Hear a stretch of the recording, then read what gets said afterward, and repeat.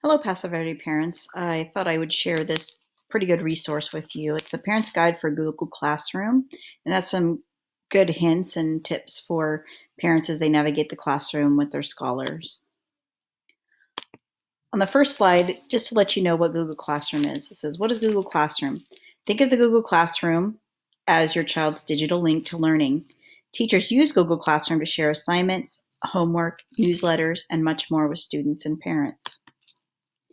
To get started, your child has already been provided with a secure login and password that's unique to them.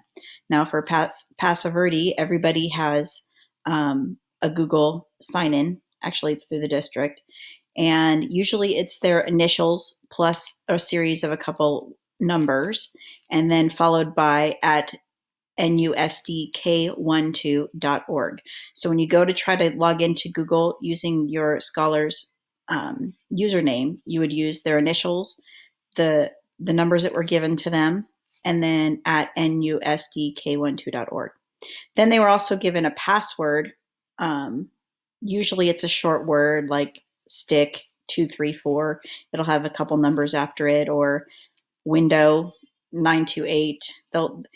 Once the scholar has been given their password, they start to memorize it. And in fourth grade, most scholars already know their username and password, with the exception that when you're logging into Google versus the classroom, when they're in the classroom and they log into Google, it usually automatically comes up on the screen, and they don't use their username quite as often, but and they don't always have to write at nusdk12.org because usually it's already logged in when they open up their computer. But if you're doing it from home, they're going to have to log in under their name. I know a lot of parents have their own Google accounts, user accounts, and such. But if a scholar's logging in, they're going to have to use the Natomas login information. So getting started, you're going to click on your browser. So you can click on the Google Chrome browser. You can click on other browsers like Firefox as well, but going through Google is a little bit easier and faster. Step 2, you go to www.google.com and put that into the web address bar. Then you're going to click sign in the upper right-hand corner of the browser window. Then this little window will appear, and you type your child's Google email address. Again, just a reminder that it's going to be their initials, some numbers, and then at nusdk12.org. And then you press the next button. And then the password, again, I said is a word and a short series of numbers, usually about 3 or 4 numbers. And then you press next. And then you'll see their screen pop up, and some of them have already taken pictures for their account, so you might see their picture, and it'll show their information as well with underneath. When you're using Google Suite, you can click on we call it in class the waffle.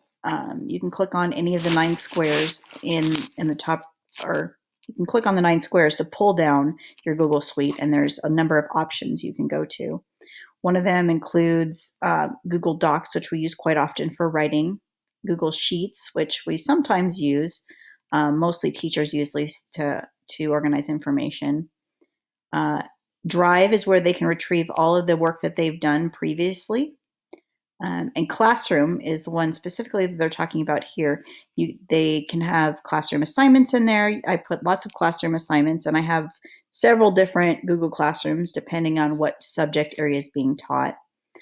Also on there is the slides section. The slides section, sometimes scholars like to make projects with slides, so they could use this.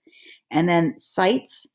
Each scholar has started in 4th grade to make an academic portfolio site. It's basically building a website through Google, and they're adding in their work samples and some other things that we worked on in class, or their projects and such, their writing. They can add all of this to their academic portfolios, which basically is just a Google website.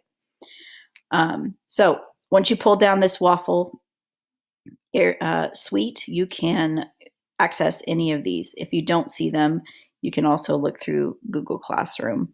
You can Google Classroom, and it'll give you a link to it.